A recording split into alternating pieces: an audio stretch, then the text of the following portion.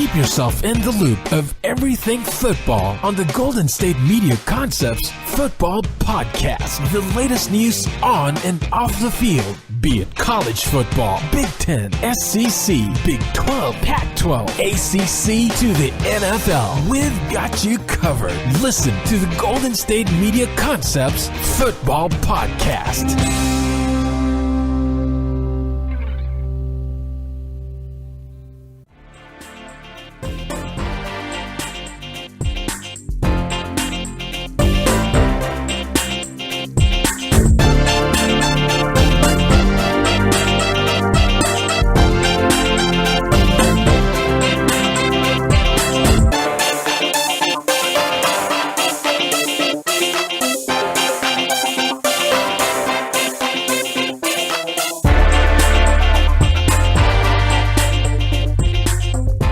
Hello, everybody, and welcome to the GSMC Football Podcast, brought to you by the GSMC Podcast Network. I am your host, Jeff Malinoff, and with me is the Le'Veon Bell to my James Conner. I give you Mark Souza. That's right. Give me that new deal. What new deal? As we will be talking I'll get that new deal. As we'll be talking about Le'Veon Bell not playing the whole rest of the season, as he did not check in to Steelers. I know my worth. As he did not check into the Steelers yesterday at the deadline. We will also be talking about the Mexico City problems with their field conditions and the official move of the Rams and Chiefs game. We will talk more about that later. Also, we will pick our coaches that will be on the hot seat at the end of the season in the NFL. Or currently on the hot seat, right? Or currently on the hot seat. Maybe their seat's getting a little bit toasty this cold time of year. Yeah, it is freezing in here. It's freezing in this room we're in this studio. God, we're so California people. We're upset. I'm wearing that a it's sweater and I'm still cold. It's 60, and we're like, oh, it's cold. Yeah, sorry our bodies are used to a certain temperature. Hey, I'm making fun of both of us here, so we're fine. And there will be some quirks in college football. College football. We'll look at the rankings there. The top 10 have not changed. Well, we will talk about any potential outsiders looking into the football playoffs that can squeeze their way into the playoffs. And Getting close to the end of the season. Yes, and other news and notes of football we want to discuss will be for the final segment, of course. So we'll start off with Le'Veon Bell. He did not. Great! I can't wait. You want to start? No, go ahead. He did not. Le'Veon Bell did not check in yesterday at the deadline of checking into the Steelers organization and being eligible to play this season. He will not play the rest of the season, and this puts his Steelers career in jeopardy. My opinion, he will never wear a Steelers jersey again. What are your thoughts, Mark? I would definitely say that. It would be a major upset if he plays for the Steelers again, at least next season, that's for sure. Maybe he comes back at the end of his career and plays like a season or something, but at this point, I think with this situation, the fans are obviously upset. The front office is upset too because they chose to use a franchise tag, but it was something that they were afforded to use. They did. He doesn't report. I think they wipe their hands clean of Le'Veon Bell, and next year he plays for a different NFL football team. Maybe they should call Agent 47, Hitman on them.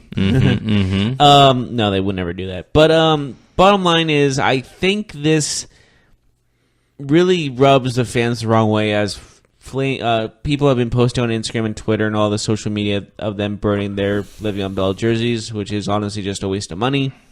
And just eye-rolling behavior. Come on, who has time to go outside? Just a lot, apparently. Have you seen how many people burn their jerseys of anyone? Yeah, in the NFL? it's like that trend. It's NFL. Colin Kaepernick was one. It's basketball too. How many LeBron jerseys been burned in the last? Yeah. Adrian Peterson's. Remember when he had the allegations against beating his child? Yes, those were burned too. At this point, it's not like there's no shock factor anymore. If you're on social media and you're burning jerseys to get eyeballs to your page, to have a following. Just the eyeballs, not the brain, just the eyeballs.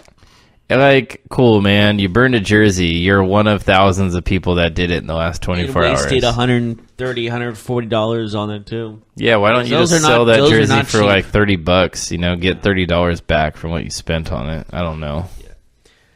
And going into this season, fantasy football-wise, Le'Veon Bell was, on average, drafted to the second overall pick. Mm-hmm. Yeah. Worst fantasy football draft pick of all time. Because he didn't play one game. Well, can you blame them for Other players don't play, but they get hurt. But this was like actually not injury related. He refused to play.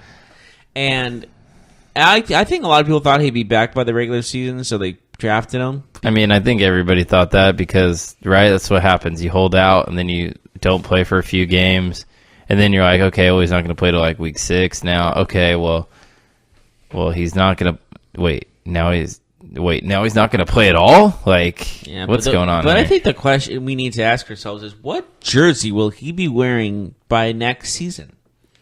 I think the overall favorite at this moment is Oakland, just because they have a huge need. Marshawn Lynch, we don't know about his health going forward. For speed. Even though he's not very fast. But we don't know about Marshawn Lynch and his status going forward because we know he's an older player. He already retired once. He's injured. Who knows if he's in this next year?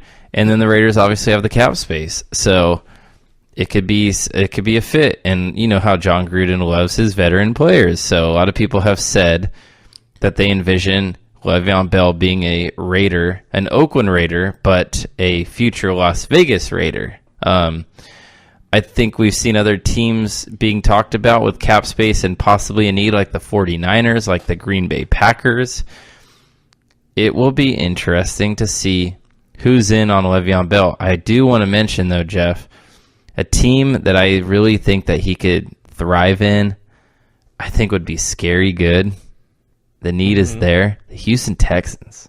If the Texans can get him in the offseason and have an offense of Watson, Le'Veon, DeAndre Hopkins, Will Fuller, and Demaryius Thomas, look out. Look out for that, because that would be pretty good. The world would come to an end. That would be a major shift, don't you think? Because the Texans are already good. They're already a good team. Yes. You add that caliber player, a top running back, one of the top 3 running backs in the NFL. They're a quietly good team, you know? Like, no one really talks about them. And how good would they be if they could have a running back other than Lamar Miller? The guy, I mean, Lamar Miller, he's been a good pro, but he just offers very limited ability in that role. And Deshaun Watson next to a dynamic player like Le'Veon Bell, oh my goodness, where would defenses go? The run option would take into a massive Can you imagine the run pass option where Watson fakes it to Le'Veon, pulls it back, stuns the defense, and they throw it over the top to DeAndre Hopkins? Like, I could see that happening 6-7 times a year. Just easy touchdowns. 6-7 times a game. Yeah, you would think they'd run that play like every 3 or 4 times. A minute. 6-7 times a second. Sorry, getting carried away. But yes, Houston would be a great fit for him. Honestly, wherever he goes, he will fit like a glove, honestly. That's how I see it. The biggest question is have teams who were interested in him, have they soured on him because of the recent actions, him missing the season? Will that change the mindset of 1, 2, 3 GMs who might have been all in on Le'Veon, might have been ready to give him the money that he was looking for? I think we'll find out. What do you think about that? Do you think it kind of hurts his market because of his decision to not play this season? I will say this. Yes, I agree with you. Some GMs are probably now taking back what they thought, but there's still going to be one GM or two. They're going to be like, he's our guy. Let's pay the man. So speaking of paying, let's talk about the numbers for a minute. So Le'Veon Bell forfeits $14.5 million this year by not playing, by not reporting. He obviously was losing money each game he sat out. So if he had reported this week, he would have earned about $6 million for the rest of the season. So he forfeits that. Now, we heard that the Steelers offered him a deal in the offseason that was 5 years, $70 million, with 17 of that 70 guaranteed. Now, he said no, and ultimately what we heard was that he was looking for more in guarantees. He wanted guaranteed money because, as we know, as football fans and as sports fans, NFL contracts compared to other sports most of the time are non-guaranteed. Most of the money is non-guaranteed. We saw some different things happen in the last couple off seasons, but for the most part, these players are signing kind of like empty contracts, in my opinion. They're like year-to-year deals. Yes, they might say 5 years, but really they can get cut at any time. It doesn't really hurt the team. Wouldn't you say it with every contract in any sport? But in like basketball or baseball, if you cut the player, you owe him the full amount. Mm-hmm. You have to pay him 100% of what you signed him for. So in football, you don't. Like they could sign Le'Veon Bell to a $17 million contract and then ultimately only pay him like $20-25 million and decide, oh, we're going to cut you. You mean $70 million and only you said $17 million? No, 17 because 17 is guaranteed. So what I'm saying, he could sign a $70 million contract. How you put it sounded like he would get a $17 million contract and then get $25 million for it. Well, I'm saying like after a season, right? Like you pay him the guaranteed money and then you pay him whatever a year salary, like right. 10 million or something, and then move on. So we'll see what happens, but I honestly kind of see his point, though. If he's not going to sign, if he wanted more guaranteed money, we know the effects that football can have on humans, on their bodies. It makes sense that he would want a little bit more long-term guarantee. Maybe we should have a robot football league so we don't have to worry about this anymore. And, he gets hit 30, 35 times a game pretty hard. You have to... Well, you know how many times he got hit this season? That might help him in the long run? It might. That's the question, right? Does the year off actually make a GM likelier to give him a bigger deal because he didn't get hit 400 times this year? Or does it make you wary of the fact that he hasn't played football? He has already played a lot of football in his career, in his life. It makes you wonder, hey, I haven't seen this guy play in over a year. I'm not so sure that I could pay him like he's a top 5 running back because I haven't seen him as a top 5 running back in over a year. You know what I mean? I do know what you mean. That is a good point you're making. But, again, there's going to be at least one GM There's always one, right? That's got to take the risk. That's got to pay him what he wants. Like people said, there's no way you can get a first-round pick for Amari Cooper. And then the Cowboys did it, and there's always one team out there. There's always one crazy person. So, I guess we'll see where he goes. I kind of have a sneaky suspicion there's a team like Houston that will get into this mix. Maybe there's a team out there that doesn't have the cap space right now, but might be able to get the cap space by making some other moves. So we'll see. I did see that Big Ben had texted Le'Veon right before the deadline, and he didn't respond back to him. Aw. Do you think the Steelers players and coaches like Mike Tomlin, for example, are just happy that they can walk away? Like they can move on and they don't have to answer questions about Le'Veon Bell any longer?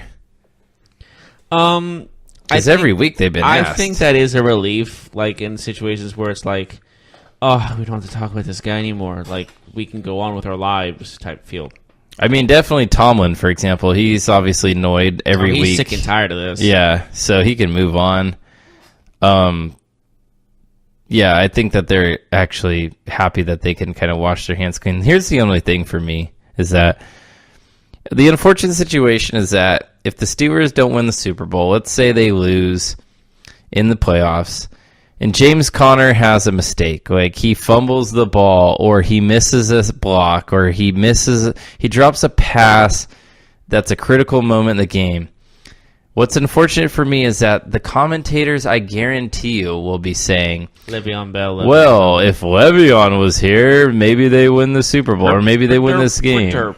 You know, like, you know what's going to happen, right? Even if they win that this game that we're talking about, this scenario that I'm playing here, even if they win, you know that's going to be said at some point in a big moment.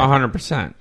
It's unfortunate because Connor's been great. He's been everything. Yeah, but you're comparing him to a guy who's had arguably a terrific year, a terrific career, and arguably one of the best running backs they've ever had. Mm-hmm. So he's going to have to be compared, which is not fair. At this point, like when Steve Young was compared to Joe Montana. That's not very fair. At this point, Connor has actually exceeded Bell in some regards, but you're right. It's going to be one of those things where when he's that still good game, when that good game doesn't happen for Connor in that key moment, right? Like it's going to be brought up, and I just think that's unfortunate. And I know that we'll be rolling our eyes at the TV when we hear that by the commentators. So yeah, that's kind of my take on it. My take is about the same. Like, what are you gonna do with this guy like this? Like, he's not a hothead per se, but I would put him more as like a nuisance. Like, especially with all this stuff that's been going on. Yeah, he's been a nuisance for the Steelers this year for sure. Yeah, but like, I think the age-old question is he a nuisance that when you have him, you're still like, okay, this is the guy that's gonna be the best. He's worth the headache. Do you get what I'm getting at? There's no question. Le'Veon Bell at his best, he's one of the best running backs of his, like, since he's been in the league, if not the best running back since he's been in the league. Like, he's in that conversation. So, it's one of those things where if Le'Veon Bell plays on a new team next year, they won't care as long as he's helping them win games. He's not going to hold out, obviously. He'll sign a new deal with wherever he goes. Whoever he plays for, they'll have paid him. They'll have given him a contract that he likes and that he will sign. That was his issue with the whole franchise tag, is that he is looking for long-term security, which a franchise tag does not afford you. And I know people are out there saying, it's $14 million. I would kill for $14 million. I would do anything for $14 million. Yes, but we have to look at things in perspective. What do you do for a living? Who do you work for? Is there another company that wants you? Are you being compensated fairly based on what you do for your company in that position? So you're looking at more along lines of, like, who's your boss rather than what you're doing. Like, can your boss afford to pay you that much? Is that what you're getting at? Right. It's just, one thing that bothers me is when people are like, oh man, he's selfish, he's greedy, but like, this man is looking out for his long term. And you know what? Yeah. You know what, Jeff? We're in football. Like, if this was another sport, like if it's baseball or basketball, that's different. But we are literally in a sport where we know for a fact that football players live shorter lives than every other athlete. And a lot of it has to be because of the amount of punishment those bodies take, the amount of head hits. How many concussions has Le'Veon Bell had that have been reported and unreported in his life in football? He plays running back a ton. Yeah. We know this. We know the guy, and obviously we wish well for everybody, but we know that a lot of times these players, they don't live to see 75, 80 years old. So he's looking out like, hey, if I'm going to lose years of my life doing this and doing the sport that I love, I hope that my family is well taken care of for generations to come. So that's kind of my feeling about it. Yeah, I think everyone can understand that aspect of it, but I think people really don't look at it like that. No, they look at it with their bank account, right? Like, You're like, oh my God, if I had $1 million, like I would, We want to keep our viewers, so take it easy a little bit before we get into trouble. No, it's just one of those things where it's he's just kidding, folks. It's one of those things where if you work and you're making $20 an hour, like if you think you're worth 30, you're going to ask for it, and you might leave that job and go to another one because somebody else will pay you, right? It happens. Yes. It's life. So, yes. But do you want anything else to say? I think I let you rant. No, I think that's pretty much it. Are you good? I'm good, man. All right, breathe. I love it. Take a deep breath. I love it. Okay, good. I'm going to hang out with Le'Veon later. We're going to go jet skiing. Yes, because he loves to visit this nowhere city in California. We're going to go ride our jet skis and talk about, You're watching this, Le'Veon. Hi. How are you? Talk about the people burning our jerseys on Instagram. We have jerseys? Oh, yeah. Why was I never told of this? I for sure have one. Well, we're both hosts. Why don't I have one? I mean, you just got to get a better agent, probably. I need to make some calls. But until then, we should take a break. Yeah, we should do that. On our break, you can make calls. We'll be right back. But before we go to a break, Jeff, I want to talk to you about the holidays that are coming up. I love this time of year. Are you a fan of the holidays? Oh, who's not a fan of the holidays? I know, right? Maybe like the Grinch. Yeah, the Grinch. They're making another movie of that, but continue. You know what, though? I think some people turn into the Grinch on the holidays because of the frustrations of shopping for loved ones. It's always a tough thing to do. It's always something that you look forward to having those holiday meals, hanging out with the family, around the fire and stuff like that, and you're having a good time hanging out. But the frustrations of holiday shopping can always get to us. For me, Jeff, the guys in my family are the hardest to shop for. I think my father, it's always like I'm asking my mom, hey, what do we get Dad this year? He has everything. Do you have that frustration too? If I had a nickel for every time I said that, I would have like 23 nickels because I've said that every year of my life. And the other thing too is my dad's birthday is 2 days after Christmas, so we kind of have to double really? up. That's tough. Yeah, so it's really tough. Well, I think that I found the gift for him this year because my father, I think like most fathers, they like practical gifts, right? They like things that they can use, tools around the house, things like that. And I don't know about your father, Jeff, but my dad loves to shave. He shaves pretty much every other day, I would say. What about yours? He keeps his face nice and smooth. Yeah. So, with guys, like, we have to shave constantly. We got to keep looking good. There is a product out there that can help us with that at a cheap price. We're looking for long-lasting shaving products that, we don't have to spend an arm and a leg on, right? We have other things that we're spending money on for the holidays. Well, a practical gift for Dad that he'll actually use, and this gift has a 100% quality guarantee.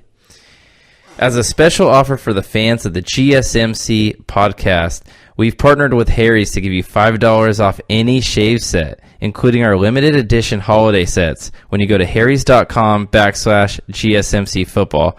Plus, you'll get free shipping. This offer is for new and returning customers and is only available for the holidays.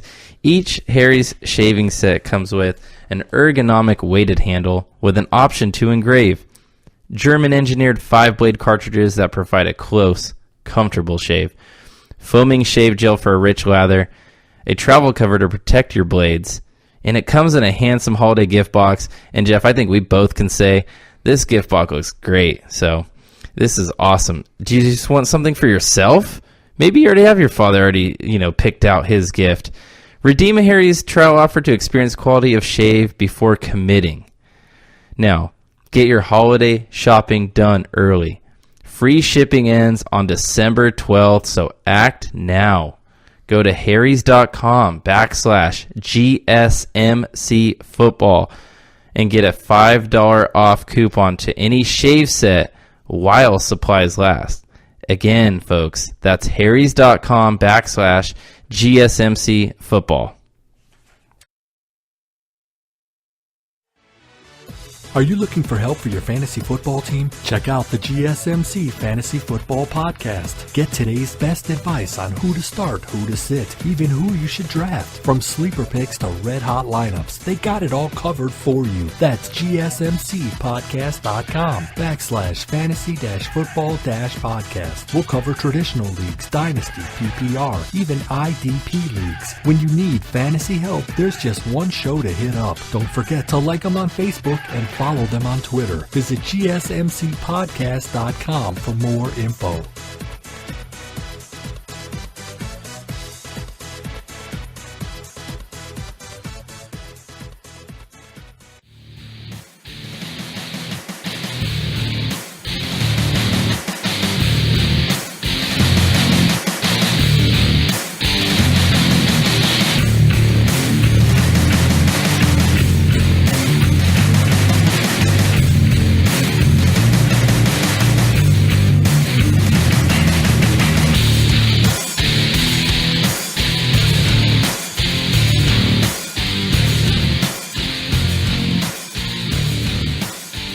Welcome back to the GSMC Football Podcast. We just finished talking about the Le'Veon Bell situation that's been going on in the NFL. So now we're going to go to another issue the NFL is actually having with a certain aspect of the game called Mexico City Chiefs versus Rams. Probably one of the biggest games of the year so far. Yeah, maybe the biggest, yeah. And their field conditions in Mexico City are, how you say, subpar. I saw the images online. You see those? The divots inside, like you can easily hurt yourself on this field. Yeah, it didn't look like a field in a solid condition, that's for sure. So they're moving the game, huh? Yes, they are moving the game to Los Angeles, so the Rams are getting home field advantage in this game against the Chiefs. let me ask you, do you think this was the correct move, or do you think this was maybe pulling the trigger a little too early on this? I think that it's not the right move, if I'm being completely honest. I say this because we know the NFL likes to expand. They've played games in England. They do this every year. They've now played a game in Mexico City from year to year. And yes, I saw the field conditions, and yes, they looked very poor. But I think, you know what? It was Tuesday when they made this change. You got 6 days to make the field look better, and I get it. Like, you're dealing with grass. It takes time. But for me, I think the NFL could have done enough in this time. I know that the argument becomes who's responsible for the field. Is it the stadium? Is it the NFL? I think the NFL could have done probably more to get this field at a suitable playing level, but I think it's the wrong move, moving this game. I just think that a lot of people made travel arrangements. Rams fans, we've already seen reports of Chiefs and Rams fans who are obviously upset because they decided to make a whole trip out of this, a whole week out of it, going on vacation, It's a vacation time as well. Right. And going to Mexico, where it's a little bit warmer this time of year than here in the States. You can see why a fan in Kansas City would like to make that trip, get out of the cold, go into a warmer climate for a few days. So I just think that it's a bad move for the NFL, and I think it sets a bad precedent. What do you think? I agree with the bad precedent, but I can understand from looking at the pictures of the field, I don't think this could get done in a week, to be honest with you. That's how bad the field is to me. Mm-hmm. And I think it's more lines of for a game of this caliber, you got to make sure everything's perfect. This is the biggest game of the year before the Super Bowl, of course, and the playoffs. Biggest regular season game of the year, if I am so bold to make.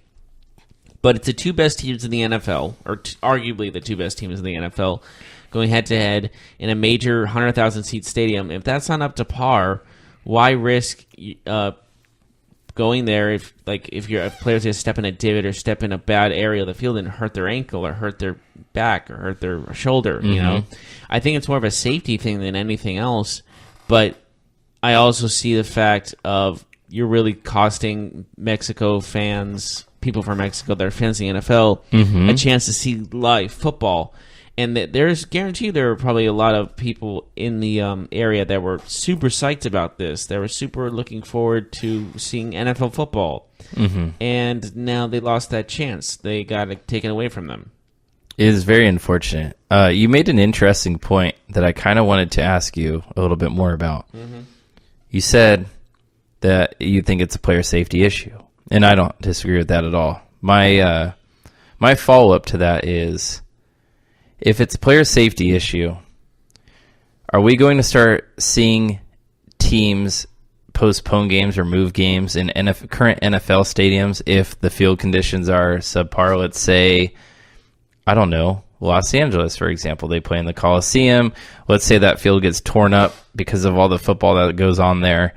Are we going to start seeing them change games for current NFL stadiums who are not at the level if their stadium, if their grass isn't up to par?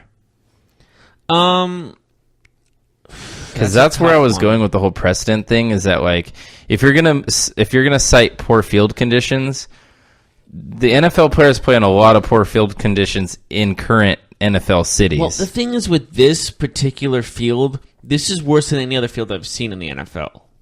And they're not taking care of it as a priority like NFL teams do. See what I'm getting at? I see. And I think that was the main thing. You better have a huge football-like staff to care about this and fix this, or else we're not playing. And they were like, well, you just maybe have to play with the punches. You already are playing. You already announced it. You already advertised it big time. So maybe just take it like a man type of thing. And they called their bluff and said, you know what, we're not going to do it. Yeah, this is just a theory, of course. Yeah, and it's an interesting conversation. I don't think any of us can be right or wrong here. It's just we're kind of looking at the future. But, NFL players play in all kinds of weather conditions where the field can be, quote-unquote, not safe, right? If it's torrential downpour and there's water on the field and players are slipping and possibly breaking their leg, possibly breaking their ankle because of the surface quality, it just makes you think, would this be a problem, or would the NFL change the location if this was Los Angeles and not Mexico City? The thing is, I think because like there's already LA Rams stuff all over the stadium in LA, that it was easy to move. If it was in London, they could it's supposed to be a Rams home game, right? So yeah, and they couldn't do it if it was in London because the travel would be too much for the players. And I think because Mexico City is relatively close to LA, I know it's in the middle of this country, but in all purposes, it's closer to LA than London. It is. Yeah, of course. And I think that's why it was just a convenient way of saying, hey, we can go back to the States, no problem, no big deal. Yeah, it's interesting, but we'll see what happens from here on out. It's just funny to me because if it's a player safety thing, I think like, okay, well, what about when the USC Trojans tear up the field and the Rams are playing the Cardinals, whatever. You know what I mean? Like, it's just like, okay, we'll see what happens. But I guess they could play in like the Rose Bowl if they have to. Like, and honestly, this is all honesty. Like, the Rose Bowl is like relatively close to the Coliseum, so it could work technically. But in all aspects of the matter, like maybe I don't really know. It's a delicate issue. Yeah. So how about we talk about coaches who might be looking for jobs? Sure, we can do that. Okay. So we'll talk about the coaches that we feel that are on the hot seat. Maybe our top 3. Jeff, do you want to go first? Yeah, sure. My number 1 is Todd Bowles. Okay. And do I really need to explain this? No. Because Jets coach. He's been struggling this whole season. He has talent around him. The Jets defense is actually really talented and it can be really good, but they seem to be lacking something, and that I don't know what that lacking is, but you can tell there's something lacking, and that goes to the coach. You got to know how to make your team better, and like with Kyle Shanahan, for example, he has a lot of undrafted and 5th round draft picks, and he's making them into a fighting team, like they're competing still against talented, like the Giants were a bunch of 1st round selections against undrafted selections, and they held their ground. Mm-hmm. So in all aspects, that's how a coach should operate, like make everything they can and make it better for everybody. Todd Bowles doesn't know how to do that, it feels like. He doesn't know how to make everyone better and play their best. He's not a motivator. He's not a strategic guy. I think that if he wasn't on the hot seat, he is after this last week's performance against the Bills. 41-10, yeah. You just said something. He's a defensive guy, and your defense allows Matt Barkley to put up 41 points on you. And his defense is not a bad team. That's not a bad defense in the slightest. And, this might be unfortunate, but I think that because he's a defensive head coach and they just drafted a quarterback, I think that makes it more likely that a coaching change will happen because they want to bring in a guy who will mold that young quarterback, right? So I also have him on this list. He is my number 3. I actually have him tied at number 3. I have 4 people on this list because I couldn't decide. My other person that I have tied with Todd Bowles on the hot seat is Dirk Cutter from Tampa Bay. I'm aware. Now, I think that's just lack of talent around him, though. The Tampa Bay doesn't have as much talent as I know I can't believe I'm saying this, but the Jets have a lot of talent. That may be true, but Dirk Cutter's been there for a few years now. It doesn't look like it's going in the right direction. Now, it could be his fault or not his fault. The Jameis Winston pick did not work out, and a lot of times that gets coaches fired. When they miss on quarterbacks that high, that gets coaches fired. If Ryan Fitzpatrick can win a few more games for Dirk Cutter, it might save his job. But if not, if they finish with 4 wins, I think that he's gone. I just really do. I'm not sure, though. And that would not break the heart of anyone in Tampa Bay. I think they want to the fans at least want to change a coach as well. Someone maybe a little more, I don't know, has a name for himself more, maybe more someone with more experience or someone because it just seems like he's not as experienced as he should be in the NFL to be an NFL coach. Maybe he needs more experience. Maybe he needs just a better way of looking at things. But maybe you're right. Maybe it is time to move on to another coach and see what he can do with the team. So who's your number 2? You're going to be shocked by this. Go ahead. Frank Reich. First year coach. Yes. For the Colts? Yes.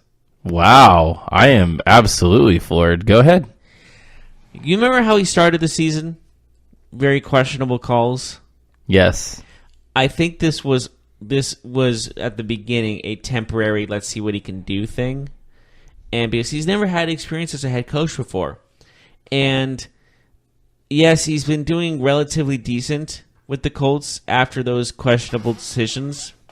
But I do think his seat's still a little warm because of his actions at the beginning of the season, because I don't think those are going to be forgotten. If they don't make the playoffs and it's because of those key games that he missed at the beginning of the season, I don't see why he won't be fired.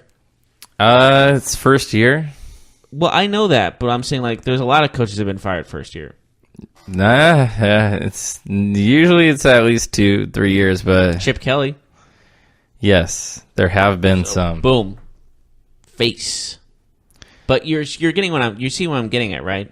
Yeah, but the Colts and you're talking about Chip Kelly at the 49ers, and that was completely different. The Niners were a franchise in turmoil. The Colts, they have their quarterback. They're heading in the right direction. I mean, they certainly are heading in the right direction. We both know that the front office of the Colts are relentless. They can be very cold. That's true, but they did hire him. It's not like there was a change in general manager where maybe the current GM is not his guy as head coach. But, I mean, I am surprised. I'll tell you who my number 2 is. I had to go with an unusual because I feel like we would have agreed on we would have had the same coaches. My number 2 is John Harbaugh. It sounds like the writing's already on the wall. It sounds like he won't be back. He's tied with my number 3. So Harbaugh, for me, he will be out. I think he'll last the season because he's respected in Baltimore. I don't think it'll be like a divorce. I think it'll just be they part ways. It sounds like he's already accepted it. Yeah, so I see Harbaugh leaving, especially with it sounds like Flacco will probably not be back either. He's suffering from a hip injury that could be major. So who's your last one? Well, again, I'm defending my Frank Reich because we wanted something different in our picks. But Mike McCarthy is my third with John Harbaugh. Yeah, he's my favorite for coach to be fired. Again, he probably will last the season. Yeah. He probably will last the season, but as soon as the season ends, as soon as Week 17 comes and goes, he's done. It just seems like over the last couple of years that Rodgers has been a little bit critical of, I guess, management. So McCarthy has been coached long enough. Time to give someone else the reins. Yeah, and honestly, I kind of feel like his tenure has been unsuccessful. Well, he did win a Super Bowl. He did, but and he did have 1 year with 15-1 team. But if you had 10 years, but that 15-1 team did lose in the divisional round to the eventual Super Bowl champion New York Giants. He did win a Super Bowl.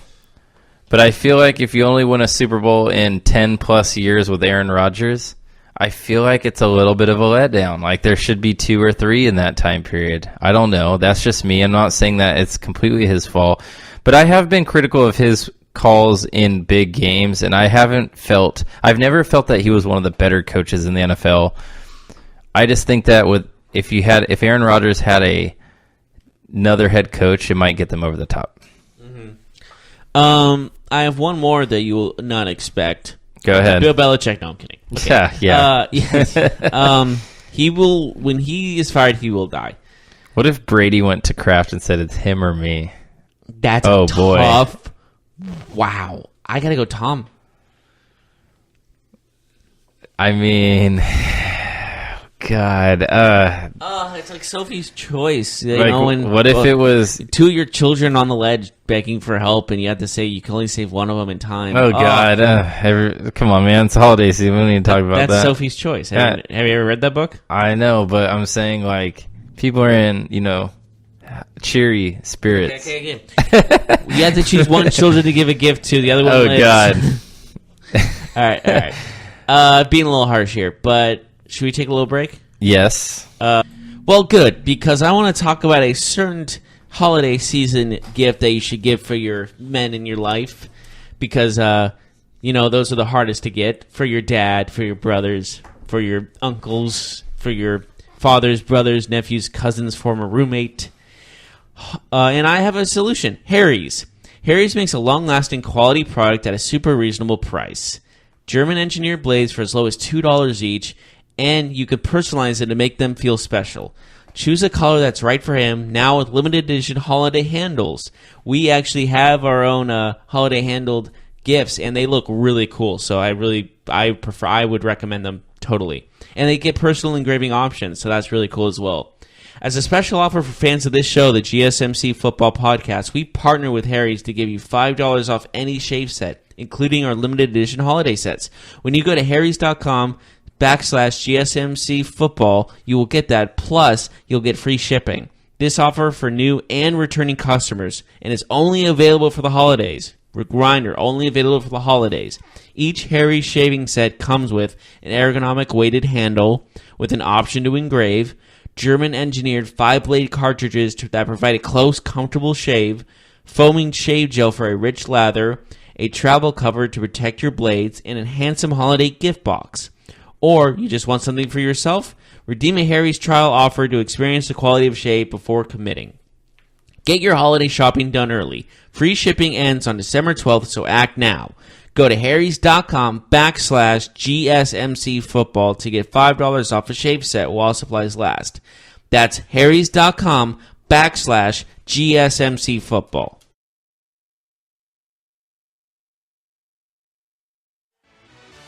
Check out the show that's built on the MMA. From the UFC to extreme cage fighting, they got the fights covered. Check out the GSMC MMA podcast. Get the latest news on past or upcoming fights. Join us as we talk to and about some of the biggest names in the MMA, past, present, and future. When it's the fight game, there's just one show to check out. GSMCpodcast.com/MMA-podcast. Don't forget to like them on Facebook and follow them on Twitter. Visit GSMCpodcast.com for more info.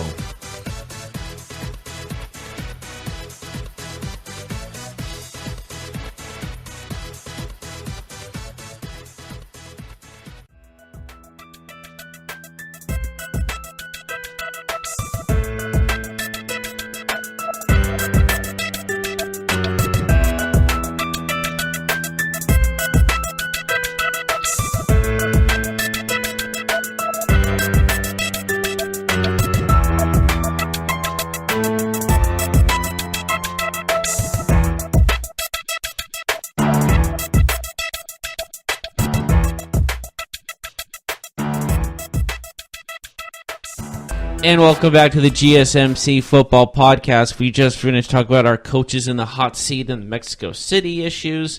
Now we are moving on to the world of college football. We have top rankings in the college football playoff. We had a new one, but nothing changed in the top 10. So nothing really big in the matter of who jumped where and who has a chance to do what. But I need to ask you, in the top 10, we see, obviously, Alabama, Clemson, Notre Dame, and Michigan in the 4. But 5 through 10, we see Georgia, Oklahoma, LSU, Washington State, West Virginia, and Ohio State. Do you see any of these teams jumping from their spots and making a surprise appearance in the college football playoff? I do. Well, I think there is one team that really has a chance now. Washington State, got it. So all due respect to Washington State, you're just very unexpected at number 8 is all. So I know that Georgia's at 5, but I think that they will lose to Alabama. I just don't see Alabama getting upset before the national championship or maybe the college football playoff, but do you see not them in just the winning SEC. the whole thing type of thing? So you're saying they're going to beat Georgia? Yeah, I just see, like, when we look at the 5 through 10, I would say that the team that has the most opportunity would not be Georgia, would not be Oklahoma, would not be LSU, would not be Washington State, will not be West Virginia. It will actually be Ohio State. I think they have the best opportunity.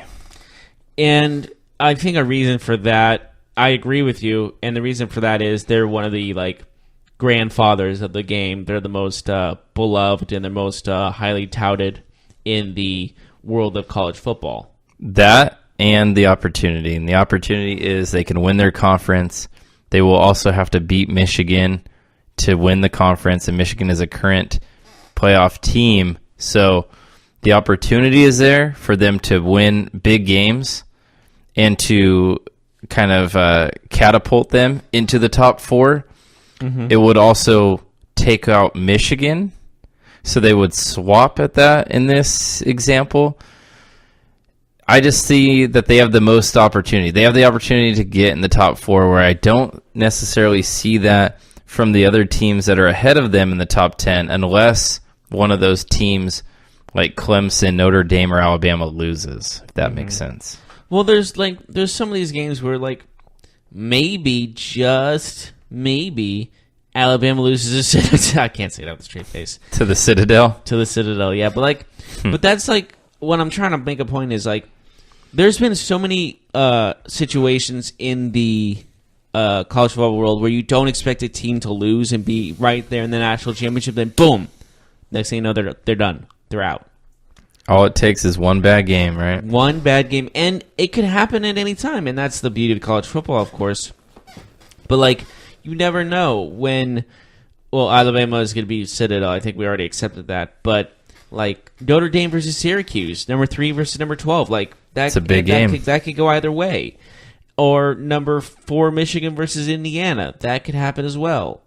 Or Georgia loses their chance at being the national championship game in the playoffs because they lose to UMass in week 12. Or Clemson loses to Duke. I know these sound kind of ridiculous on paper, but they could happen. These are possibilities. These are not the Citadel. I think due respect to the Citadel, I didn't even know you were a school until I saw you on the schedule for Alabama. Mm-hmm. I hope Alabama's paying you a lot to play this game. I really do. I'll say that LSU is out because they can't win the conference. No, I don't see they can't win the SEC, so they're done. West Virginia is playing number 6 Oklahoma on week 13, so they could have a chance to squeeze in, but they will need some other teams. They would need Michigan to lose to Ohio State. You know what I mean? Yeah. So, there's some other aspects, or Auburn beating Alabama, just so, things could switch up. But, or, Notre Dame losing to USC in Week 13 is a possibility. I know USC is not doing very well right now, but they're still USC. They still have a lot of star caliber athletes, yes, absolutely. Right? And, West Virginia can, if they beat Oklahoma, they can squeeze their way in. Or Oklahoma can still squeeze their way in. There is so many different options for the college football playoff that it is not set in stone right now, not by a long shot. Yeah, I agree with that. The only issue is that Michigan, I think that Clemson and Alabama will be undefeated. They have an easy schedule going into their to their championship games. So let's assume that those two teams are undefeated, okay, and they're 1-2. Then you got Notre Dame, Michigan. I think it's definitely possible that Notre Dame and Michigan will lose a game, especially Michigan because they play Ohio State. Now, Notre Dame has a big game against Syracuse. Nothing to take away from them there. But Ohio State hosts Michigan, and Urban Meyer has a history of beating Jim Harbaugh. So that could absolutely happen. Notre Dame could lose to Syracuse, but they also have this game at home. I see them winning that game. It might not be pretty, but they don't need it to be pretty. They just need to get a win. So... And you're looking at Clemson's road. Mm-hmm. They're in the ACC. You know who's second in the ACC? Pittsburgh. Not Syracuse, but Pittsburgh, because Pittsburgh has the better conference record. And then Clemson plays Duke this week, right? Yeah. Well, Duke has one of the top prospect quarterbacks in the league at the moment for draft purposes. Mm-hmm. So you never know in that circumstance. But Pittsburgh, if they face them in the ACC title game, I don't see them losing that. No, it's a wrap. Clemson's going to go to the playoff. Whether they get to the national championship and win remains to be seen.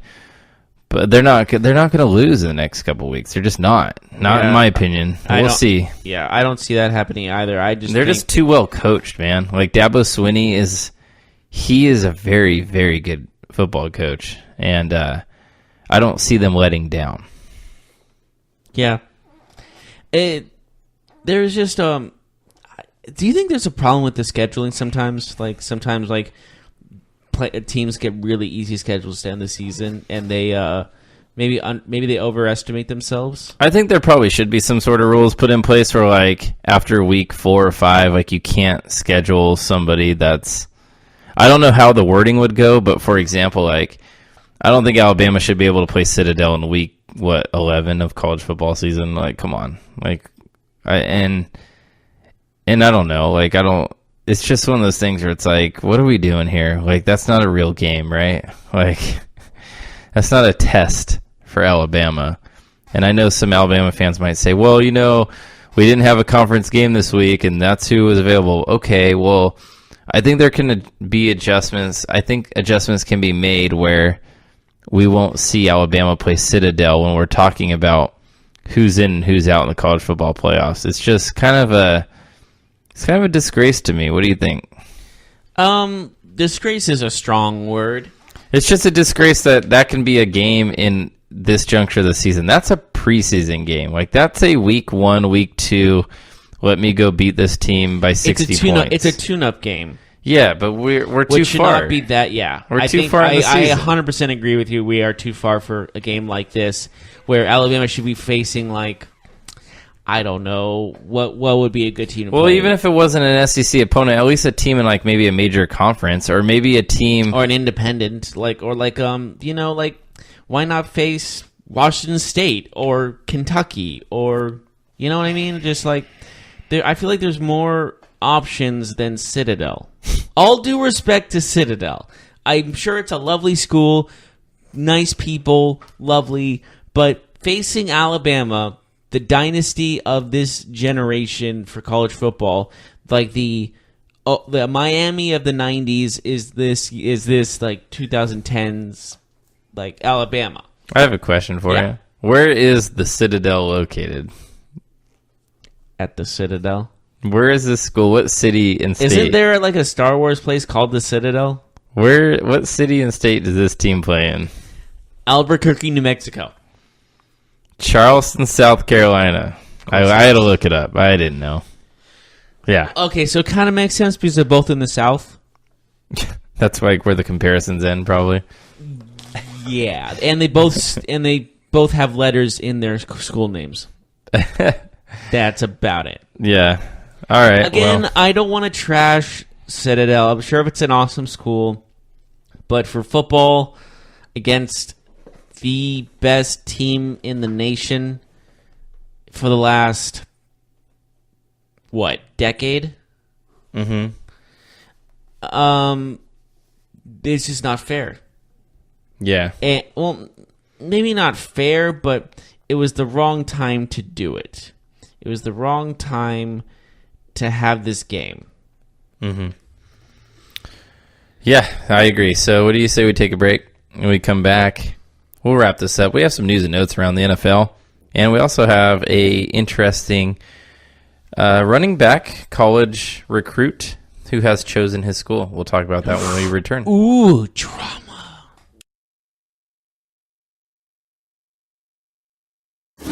Check out the show built around the women of MMA. From the UFC to the extreme cage fighting, we got the fights covered. Listen. It's the Golden State Media Concepts Women's MMA Podcast. The latest news of upcoming fights, discussions of previous matches. Join us as we talk to and about the biggest names in women's mixed martial arts, past, present, and future. When it's the women's fight game, you know where to listen to. The Golden State Media Concepts Women's MMA Podcast.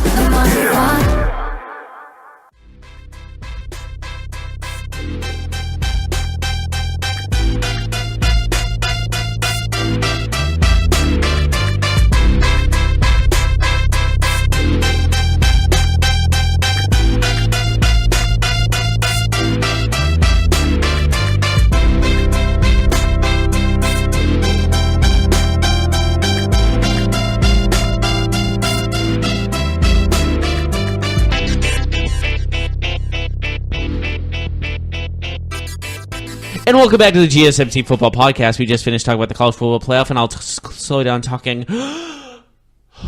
Anyways, we were talking about the college football playoffs. Now we are moving on. Playoffs? Playoffs? Talk about playoffs? I just hope we can win a game. We're going to win a game. Playoffs? Okay, anyways, continuing. We're going to do other news and notes of football world-like stuff, and you have a certain college recruit that's one of the top in the nation. Do you, Mark?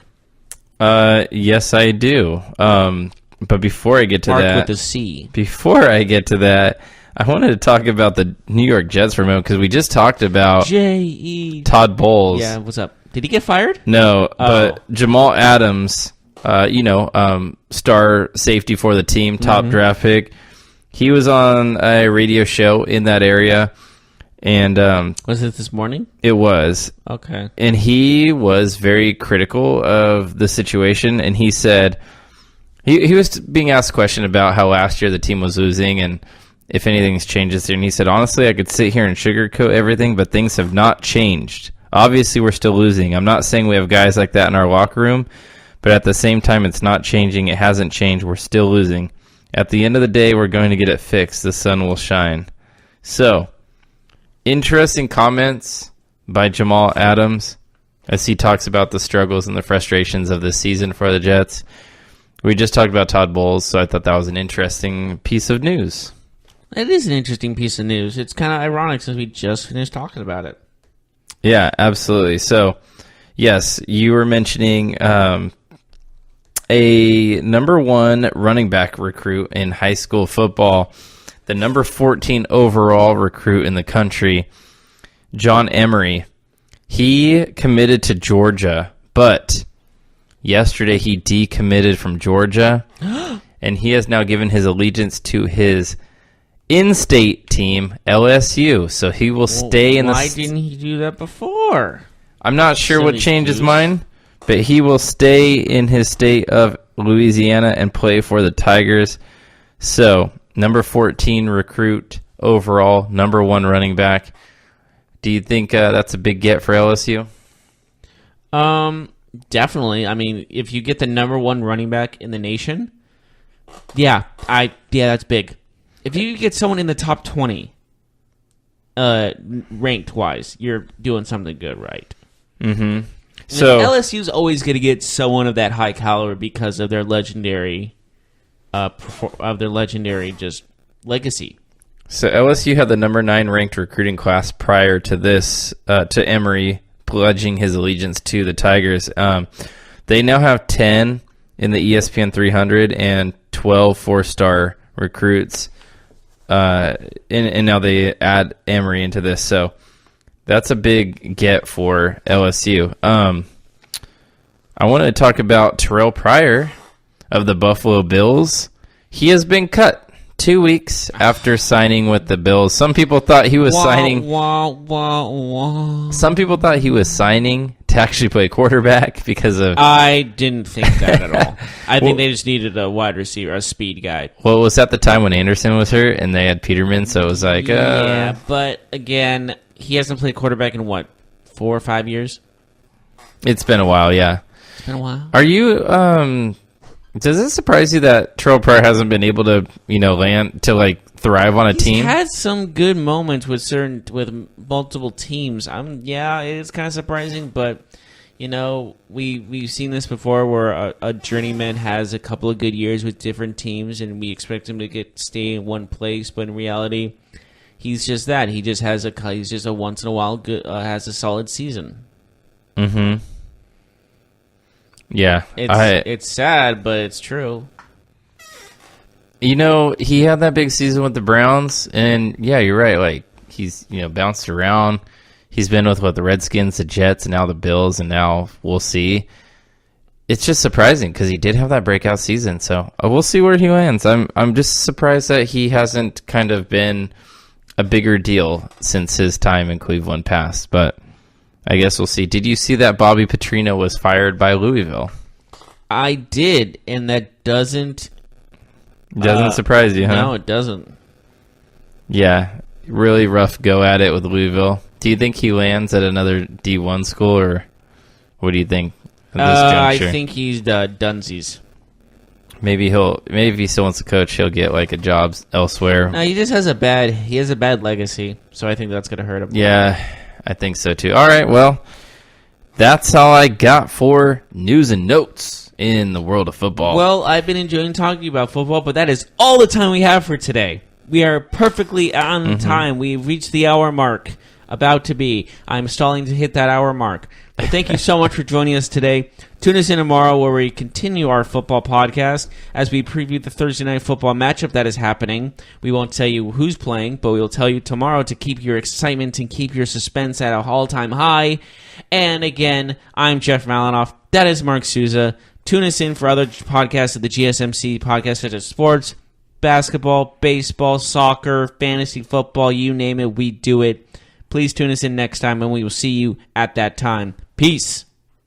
You've been listening to the Golden State Media Concepts Football Podcast, part of the Golden State Media Concepts Podcast Network. You can find this show and others like it at www.gsmcpodcast.com. Download our podcast on iTunes, Stitcher, SoundCloud, and Google Play. Just type in GSMC to find all the shows from the Golden State Media Concepts Podcast Network, from movies to music, from sports to entertainment, and even weird news. You can also follow us on Twitter and on Facebook. Thank you, and we hope you have enjoyed today's program.